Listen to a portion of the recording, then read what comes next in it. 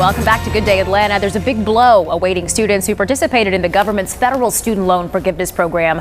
Fox 5 I-Team's Dana Fowle says their years of hard work may now be invalid. Not what they want to hear, Dana. No, absolutely not. But let me give you a little bit of history about what we're having here. This started in 2007. People started signing up for a program through the Department of Education called Public Service Loan Forgiveness, which meant when you graduate, your federal student loans would be forgiven if you did a few things first. You would have to work in an approved government or public service job like a nonprofit. FedLoan Servicing managed this for the government, approving the jobs, and once that was checked off, you would be required to work those jobs for 10 years as a full-time employee and to make timely student loan payments. Now, if you did that, at the end of your 10 years, the rest of your federal loan would be forgiven. What a deal. It was a great deal for a lot of people, and not just doctors and lawyers, but for teachers and firefighters too. Well, if you started the program in the beginning, your 10 years is up in October. But here's the snag. A new lawsuit filed says the Department of Education, without notice or any explanation, has changed its mind. The suit claims that the government has been telling some folks who got their jobs okayed through its contractor, again, FedLoan Servicing, that they'd been approved in error.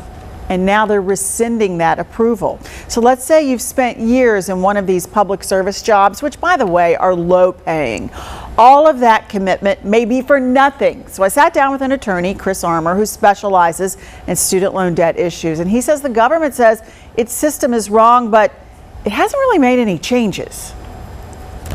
The Department of Education, in response to this lawsuit, stated in their answer to the complaint that FedLoan Servicing is not a reliable person to speak on behalf of the department as far as determining which employers are eligible for this program. Yet they still say on the Department of Education website that they are. Yes.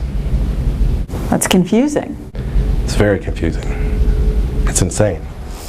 Well, what's more, there's no appeal.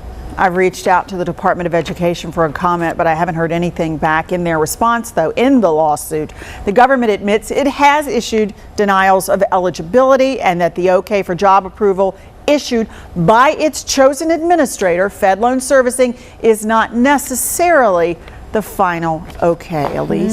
Dana, this could be a game changer for young people that are considering going to college. Yeah, absolutely. I mean, and take the hundreds of thousands of people who are currently counting on this program, who've been working within the program. Some could have left school, say a lawyer, and gone to a firm, which can be very lucrative. Instead, lawyers have spent 10 years.